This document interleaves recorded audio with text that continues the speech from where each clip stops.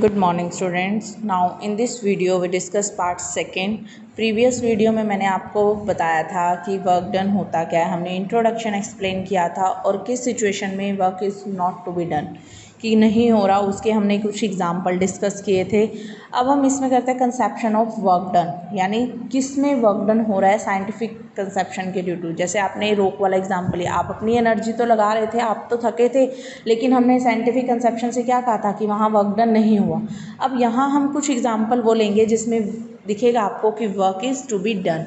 जैसे देखो first example है कि understand the way view work define, जिसमें वर्क डिफाइन हो रहा है। First step, push a pebble lying on the surface, the pebble moves through a distance. उसने क्या कहा है कि एक सरफेस पर पेबल यानी पत्थर से होते हैं वो ले लिया आपने और वो मूव्स कर रहे हैं कुछ डिस्टेंस से। जब आप उन पेबल्स पर फोर्स अप्लाई कर रहे हो, you exerted a force on the payable and the payable got displace. वो जैसे कोई भी आपने उस पर फोर्स अप्लाई की तो उसने अपनी पोजीशन को डिस्प्लेस किया। अब देखो यहाँ तो कंडीशन दोनों फुलफिल हो रही है। मैंने जैसे आपको बताया था कि वर्क उसी कंडीशन में डन होगा। हम साइंटिफिक कंसेप्शन में तभी कहेंगे कि जब आपने किसी ऑब्जेक्ट पर फोर्स अप्लाई की और वो अपने पोजिशन से डिस्प्लेस हुआ, यानी उसने कुछ ना कुछ डिस्प्लेस किया अपनी पोजिशन को, तब हम क्या कहेंगे, work is to be done.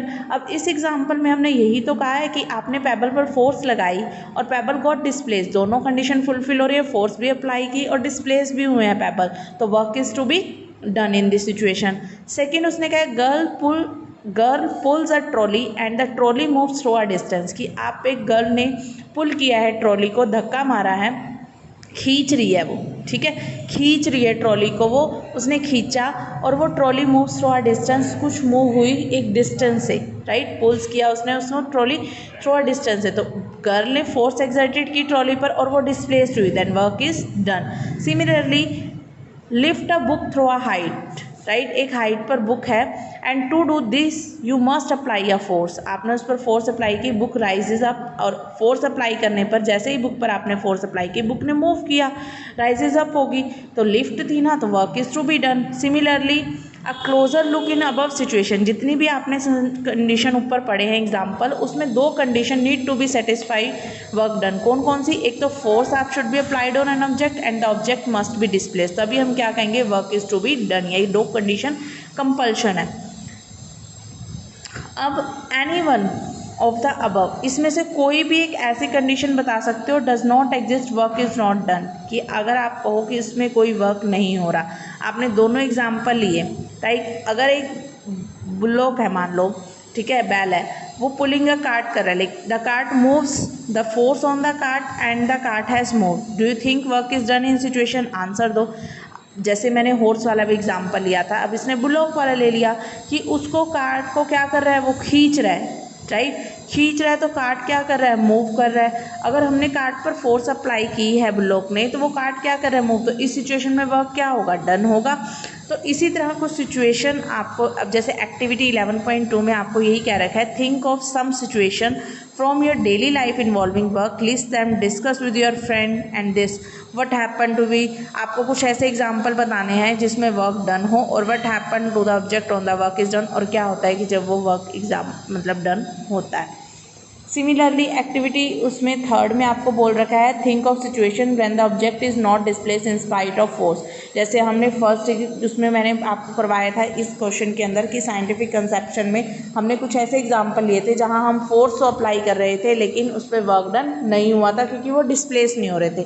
तो इस एक्टिविटी में आपको उसी की लिस्ट बनाने को बोल रखा है कि आपको कुछ ऐसी सिचुएशन लेनी है कि जिसमें आप वर्क डन मतलब ऑब्जेक्ट डिस्प्लेस नहीं हो रहा है लेकिन आप फोर्स अप्लाई कर रहे हो। और also think of situation when an object get displace in the absence of force, और कुछ ऐसे सिचुएशन भी आपको क्रिएट करनी है कि जिसमें फोर्स तो आप लगा रहे हो, फोर्स मतलब फोर्स नहीं लगा रहे लेकिन फिर भी एक ऑब्जेक्ट डिस्प्लेस हो रहा है, राइट, आपने तो कोई फोर्स नहीं लगाई लेकिन वो ऑब्जेक्ट डिस्प्लेस, लाइक अब एक पेड़ से अपने आप पत्ते गिरते हैं, आप तो कोई फोर्स नहीं लगा रहे लेकिन फोर्स क्या है, एक नेचुरल फोर्स लग रही है एयर के ड्यू टू, जिससे लीव्स हैं, पत्ते हैं, वो अपने आप क्या कर रहे हैं, गिर रहे हैं, तो वहाँ वर्क डन तो नहीं होगा ना, तो आपने तो कोई फोर्स लगाया ही नहीं। तो in all situation you can think for each, आपको ये डिस्कस करना है।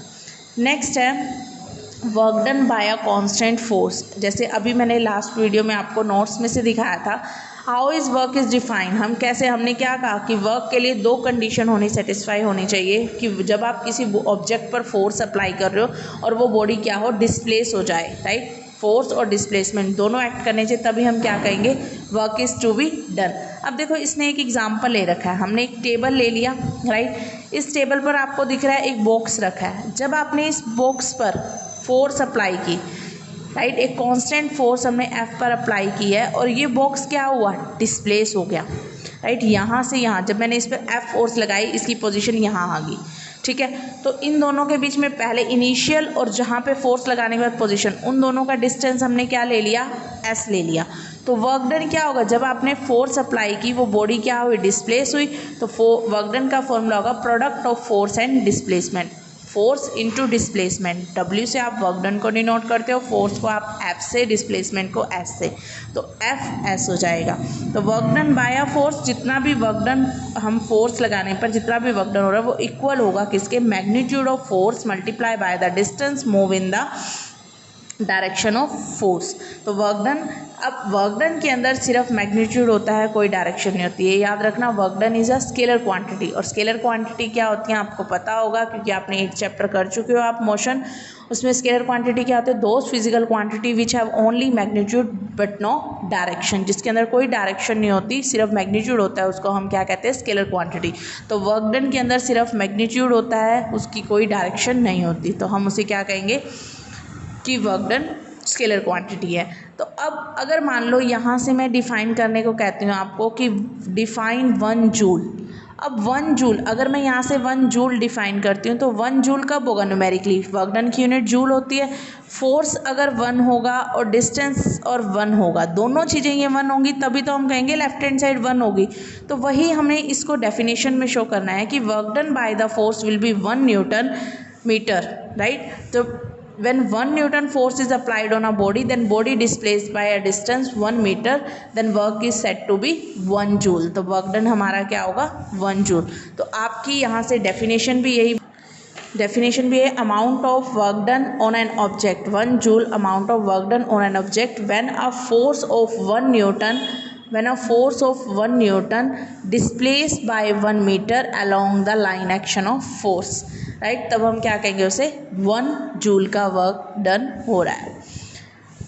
अब नेक्स्ट है a force of 5 newton, numerical आपको गिवन है इसी पर based. Force of 5 newton is acting on an object, the object is displaced through a 2 metre in the direction of force, if the force act on an object through all the displacement. आपको work done find out करना है, देखो कैसे करेंगे। इस question में आपको force given है F is equal to 5 Newton, right. फिर उसने क्या है, डिस्टेंस कितना है, 2 मीटर, यानी S आपको गिवन है 2 मीटर। आपको वर्क डन फाइंड आउट करना है। वर्क डन का फॉर्मूला क्या होता है, F इंटू एस। F की वैल्यू 5, S की वैल्यू 2, 5 इंटू 2 10, तो वर्क डन मेरा क्या आ गया, 10 joule. That is your answer. Similarly आप इसका न्यूमेरिकल जो आपको गिवन है आप वो भी ट्राई करोगे, राइट। तो और इसकी जितनी भी, अब इसके बाद एक लास्ट जो ये वाला आपका टॉपिक है वहाँ आता है साइन कन्वेंशन। साइन कन्वेंशन कि किस केस में मेरा वर्क डन पॉजिटिव होगा, किस केस में मेरा work done by the force और ऑन, मतलब बाय द फोर्स किसी, मतलब बाय द ऑब्जेक्ट हो रहा है या ऑन द ऑब्जेक्ट हो रहा है, वो चीज़ें हम यहाँ डिस्कस करते हैं। देखो इसमें क्या है, साइन कन्वेंशन, यहाँ मैंने आपको 3 पॉइंट डिस्कस करने हैं यहाँ पे कि आपको फोर्स और डिस्प्लेसमेंट पे ही डिपेंड है हमारा वर्क डन। तो फर्स्ट है कि when the both force and displacement are in same direction, अगर दोनों ही सेम डायरेक्शन है, जैसे अभी हमने ब्लॉक वाला एग्जांपल लिया था कि टेबल पे एक ब्लॉक है, उस पर मैंने फोर्स लगाई, वो आगे की तरफ डिस्प्लेस हुआ, राइट। दोनों सेम डायरेक्शन में है तो वहाँ वर्क डन क्या होगा, पॉजिटिव। या आप ये ले सकते हो, a child pull a toy car, अब एक टॉय कार को वो खींच रहा है, राइट, खींच रहा है उसके स्ट्रिंग के साथ हॉरिजॉन्टली ग्राउंड, दोनों की डायरेक्शन क्या है, अपनी तरफ खींच रहा है, फोर्स भी अपनी तरफ लगा रहा है और टॉय भी अपनी तरफ आ रहा है। यानी उसने, जैसे अब ये पेन है, अगर मैं इसको अपनी तरफ खींच रही हूँ तो मैं फोर्स भी इस साइड लगा रही हूँ और डिस्टेंस भी इसी साइड तो आ रहा है, तो वर्क डन क्या होगा, पॉजिटिव होगा। सेकेंड केस है when the force act in the direction opposite the direction of displacement, यानी आप जिस डायरेक्शन में फोर्स लगा रहे हो वो उसके अपोजिट डायरेक्शन में मूव कर रहा है, तो उस केस में वर्क डन क्या होगा, नेगेटिव होगा। देखो जैसे इसमें आप केस ले सकते हो, यहाँ तो फोर्स भी पॉजिटिव और डिस्टेंस भी पॉजिटिव, तो वर्क डन पॉजिटिव। यहाँ मान लो फोर्स अगर मैं अपोजिट डायरेक्शन में, फोर्स नेगेटिव है, डिस्टेंस पॉजिटिव है, तो वर्क डन तो हमारा क्या आएगा, नेगेटिव ही आएगा। अब इस केस में देखो आपको क्या है कि जैसे मैंने अभी पुलिंग का कार वाला एग्जांपल लिया, अब उसमें क्या है, एक पुलिंग टॉय कार को अपनी तरफ खींच रहा है, तो उस केस में क्या है, वर्क डन हमारा क्या आएगा, पॉजिटिव आएगा। अगर यही एग्जांपल मैं अदर सिचुएशन ले लेती हूँ कि अगर देखो उस सिचुएशन में कि जब आप फोर्स किसी पर लगा रहे हो और वो नेगेटिव है और डिस्प्लेस पॉजिटिव है, तो उस कंडीशन में वर्क डन क्या होगा, नेगेटिव। थर्ड है कि अगर if the force and displacement act an angle, angle मतलब किसी एंगल ऑफ 90 डिग्री पर एक्ट कर रहे हैं, तो वर्क डन क्या होगा, ज़ीरो। जैसे एक लिफ्ट है, ग्राउंड पर लिफ्ट हमेशा क्या होती है, परपेंडिकुलर होती है, राइट, तो वहाँ वर्क डन क्या होगा, नेगेटिव होगा।